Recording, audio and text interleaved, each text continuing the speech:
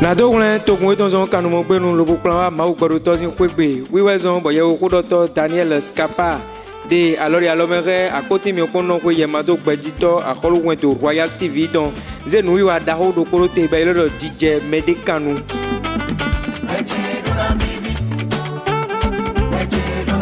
Mikponu wiwa DJ Medekanu de segbele bikpakpata de akoti mi okono kwe yemado gbedito Royal TV zimoleji me wana bavi no kweno Royal TV benesi mele oye nko Christ Jesu dondo do poropo mi tole do fide pepe de mi te bodo gbe mi ton se do jira kan yo to me do na no to nko Jesu to me de mi do pon mi bodo voto gbe mi ton se ne jawo na pla gbe mi ton dide mi nyodo do ni wa de comment ye do DJ Medekanu bo hota mi to egbe to yin gangan ni no blebu to agbasa me podo to alindon me gangan ni no blebu to agbasa me podo to alindon me ni mi pon alindon me to nozia agbasa do bodo to yi nindo agbasa kuchio agbo pe agbasa alindon maganvo zizoni bo me na mo gbeto nukuna nukumba ninda agbasa kuchio edo hiado meloku bo alindon ton na wula li body do fieje shigba mi to hododo gangan ni no agbasa po alin don ton potom edo hiado gangan ni no to gbigbo me podo to agbasa me bondi na do we for de hiawe bo anakia to fiat don Matthew ta chanta foton we ne po foton po Matthew ta chanta foton we ne po foton po jale ndura ni han o mi wo na Jesu bio okwe Peter ton gbe e mo no asie ton to aimimro eto ovazon je afin ton forton donc et doit le et ton ego au va so joedo o gagner le melo a o tu de pepe de diatelo ina joedo a o tu gbegbo meton abi agbasa meton de ko afeti alin non to de ko do nu iwa do alin non to me egbelo ina joedo betade ne Peter si asie tono to a o tu je no gbo egbotele po ganja o tu Shiba Jesu Christi doa che doa uto jini donne doa uto jome lodo de wado mate ma vo doa che de ba Beson Genesis vaga Apocalypse fide matin boy kando Jesu jiazon ene na kaneji do ni do Jesu wado do azon ni jowe do ete azon na voto wa fine bon wa na do na we kaneji do azon de pepe de jate ena jowe to mimo beto ene bon vonene Bibeli wana mi kande dieton do maluko tawe afeton widopo Mark chapitre 2 verset 11 dikena mini ki afine blum mini drombo ki afine Mark 2 verset 11 e ki adole do nye do ranwe fon ze adozanto eboyi okweto egbe boya docteur reate boya fide ezewedo boya hotato egro ate boya sun boya zandeji ate bo mlanyin bo ado kunpondo to azon ile na huwe mi lejan ya ngwa na do na we kandeji do o pedo Christ me azon ni ma na huwe melele yeyi se do Christ Jesu me yeyu azon ngode Jesu gamba yeyu wonde Jesu do nungo pipe Jesu Christ do ye gwa dodo nungo pipe tongo ezombo ye do kandeji de pe me do kandeji do so de betela godo ni akia bibenu we foloto ye ne poka na mina baido ye nyundo nindo evemo Jesu nindo miveze ye huanzata bo buanzata bo wa bo nyundo azonja olona jojo Jesu wado emi mo han yi se mi ton evo ni mi ndo kun pla azon tele we wule betole azon konko tele je betode gbonvona o rense azon me njo rense azon do o ren lo son azon we ou yin gbigbo meton lo ou lo ena fiose ndo orin azonwe bon vonene no de voletimbo na ne na we ble do ma wa pa ho na egbe boya vlavo no jiji de tinto fene na we boya pajo maku de tinto fene boya gaindo no no dizoni bo anlin to me boya indo lo no bo ato me na we boya gaindo lo e anono tata lebo tameto no ba yin anono ta bo clam no wule bo ado si amanyo dia na ba si bo ado azo ile na we me boya indo to tension we boya indo paralyze we ba foto we magandi zoni onu to maganda odi dia to gbete si alonu dilo nous est blanc on a bois magan do ine chun aucun lot chun to yin ko Jésus to me ye azon ete wa te to gbeza mene to me adona jodo ete to anado jodo doto wa hun bibeli to njuro ani ya fini ha mi Esaïe ta kane oui attends Esaïe 53 ana ya 4 bo 5 bo Esaïe 53 Esaïe 53 4 5 et qui a donné là afouette non numbo e wako re aubla meton e poser nous comme biblia meton yi gancho mi hiye di omehiho di omeyeli no to juwe yawe de bo yeso bia no kune afouette tonton shigba ye ku ri na yinando meton yeso gbla wune na yinaka meton iko jijo meton ton tin to eji bodo ihwe ton we ye ido rianzon meton le bo hallelujah akpawe devo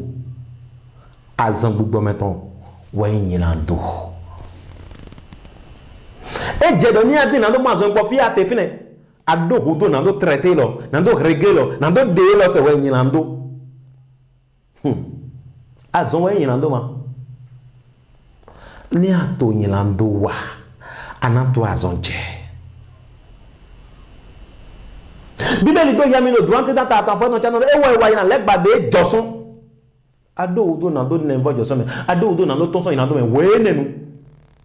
pon le blanc joe ton dali me na ho de bo azon bo na to yin ko Jesu to me pe agura na do nenvo jo we ye manyo o jere de me awutulo bai boy gan no nde do me ye do na we do chakatu e dado ye do na we do idre ndo ye do na we do ndewe ye do nun konkole na we do lepo e lewe indo nun konko ye ne nun konkole na we boya me de ko do na we do azoine ni e be azoine ku we no ku ye nu ye na basi po ndi nu dopo de sin wudo ya do we ndo na do mondo emele wa Jesu de ete donawe afojiji we a no ti tede we a apajomaku we a homende we a boya vlavo ko do yite ko do na yedo o fibrom go fene dia do to de ni amagan jivi boya e gan do na we do miyon do fene ye nde ma to fene na to di do de matina we boya azonde dia te losun ye gbe dia agbasa lo menpo ye mo monde ene ya son gbigbo meton ni e ba analyse na we mo no monde shigba to azonje ni ajedo to we ma vono monde azoni le pona shigba we poni do bo ado udo na do basin do ko we ndo na do ze present to jona Jesu pe agamba se ne we ni agamba se ne fi ate yi koli to ejipo mi nu ko to ma po me ta pato level ya nyo nu ediante adike he ete do nu vonu nu o tata ene de do ma do je ko bo to bede ya o you me to ale glon le ni na we ne me to ale glon ba ina we le ne je koli to fi ate fe ne bo je ho do na okuno jibo do okuno Jesu nyina do no we mi jale jo nyina do chenami je modo na okuno ji to cheju kilo me je modo ji okuno jale jo nyina do chenami nyina do no we mi jale jo na mi unwe ganji do no le aga unwe do no diayo unwe do no do lalo unwe do no hwavu nyina do ni azon gbogbo metoro le ne boazo ne po ju e po boazo ne do bibeli do yado ale nyina do ton okuwe waka ya makati na doku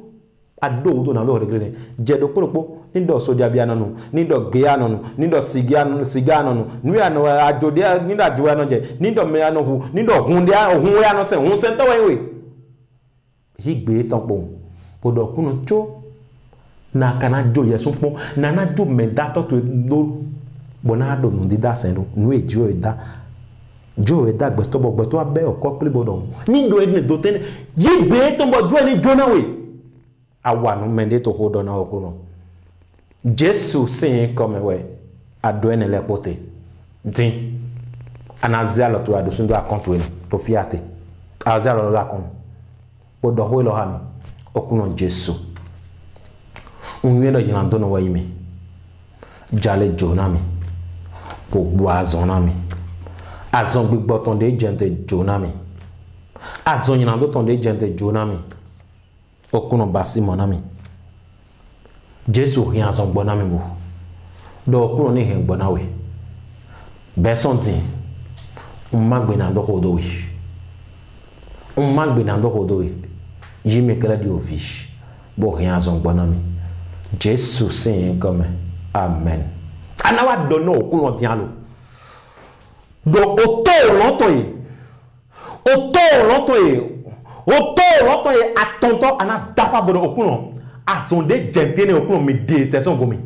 azonde jentene azonde ndeto di do mina humi Jésus yini swesi hodela to inko Jésus to me do hono okuno kwa dopopo kande jiko azonde ndeto di mi do humi azonde ndeto mi da fopo batiko Jésus yini swa azonde di dopopo kande jiko na kande ji do kwa dopopo obuni ma di weblo do di na okuno lobo do na okuno obuni ma di weblo iya Jésus do wa dopopo azonde lo de do mi na humi Jésus yimi swesi aloganga okuno to ni yimi swesi amo to bon ba pa to mewe mi mo azon bote do bon Christ Jésus sin ba pa me ma do okuno kala ni pa be meton mi rien zo bonami Jésus sin comme we mi hodete ana wa dono okuno boya bravo no no na we do chakatun e de do we azon ne ye jire do we boya pa joma ku we ana zalo do filo fi vivelo te na we boya ganda you say ya no ya we anoje dinlo dia to gbeje se ye nawe ne no je you say ye dawe ne de to no je you say nto ko ache ton dona we alonu alonu do you say lo ni jowe do ana dialo to do fi azon lo te dialo bona do ho no kuno ana do no okuno Jésus azon ne de to file na mi so jire de ayo fi ete ganji ni do lengbe na we ni lengbe we te na we zalo to do lengbe ni do fi ete aloto ma ganji filo zalo to ado singo tapon bodo okuno Jésus azon lo bojulo en kwa zaloton Jésus rien azolo bona mi dia azolo so gobi ho de lo to Jésus sin comme Jésus ni rien azolo bona mi be mo do ko ni rien azolo bona we azoe ne de mi atino azoe ne jate do ko ni rien azolo bona we do hono ko no ahen mende to hodo Jésus sin comme mi ho de te ana do na ko no tiaro bo do na ko no do pili bosi azoe ne oga pili boton ene bayi oga asakwa wa kuton de do ni de na do de do mi ne e ya ni fio azon asakwa wakuton fioso betime ko de loto Jésus sin comme azon asakwa wakuton de magambo do hoba de magambo ziafoba de magambo hunbo do hoba de magambo waloba e ya do bechedo do ko kaneji wo Jésus wole ganto sin comme we mi hodete o vitu ene de no jazon e gbelo azon gbo wane ndo e gbelo azon gbo wane ara do no okuno no dilo yo viche kwedoche o viche le kwa asuche po asiche lo alonu lo azoe ne de me no jelo e jomindo iya azo to so hota te go ho de lo to yin ko Jésus to me do azoe ne iya ni to so hota mi to go do azoe ne ni to so hota mi to go Jésus Christ sin comme mi ko de te jale drido no ko to de lo me do ko to bi na do fu edi na do ho no ko no dino azon poji to de no je azon ne no ko do no le ko wa un yo hun Jésus to go so ali do we amavo doa ke to hota che globa ho de lo to Jésus sin comme azon poji to azon dia no je poji ko me avano jazo nyawe ko me avano jazo nyawe ko ni do ye ma jo vino je ni do vi ma ja su no je ni do asu ma ja si no je ni do asi ma je o vi de mentila no je Jésus azon ne ni to so hota de glo nyeto Jésus so dalo Peter si asinogo bo vazo lo bo duedo Jésus do azon to so hota de glo Jésus vole ganto da o sin comme we me hodete amen ana me no konti ma hode na wati o toto Jésus sin comme won ganto ngome lo le podo alo metomedo azonde pepe de ko janti o be to me so o jere de ngbon alonu dun to ho a che ton do no e ya azon gbon ni yiye ton beso metita mi awoto mi atonto mi ene kaka yi fifonu yo so e tindo hota loglo fenele yo so ito ko logbo fenele ko yo so ito fenele boto pinpo mi lepo boya do benefit abi to devo me fi de pe de ate bodo asonje e ya alonu dinu azon ebo ni yito e ya azon ton so me bo bula le bodido kred yo ho jiwe yewe gbero gangani no blebu ni bia ni ndolo me on yi se do me ko basi Jésus won ganto sin comme me hodete amen me wa numba okruno Jésus donami me wona me ton évangéliste Daniel ska passing be se son Royal TV Benesin agbaji wede vonu azan chantongbe baya flavo nde ma yewesi atindo ko kambia janwe abi nde pacha we adin ko mo jenu go eton adi bublo Yuro mindo 96 75 66 17 or 63 63 22 44. Mais on a mettons évangéliste Daniel Scapa et azan chantongbe. Be yade mi pon wa idin wen nu wiwa jije medekanu don de akoti mi pon no pe ye ma do gbejito akoluwen do Royal TV zin obonleji podo oyawo kodoto Daniel Scapa po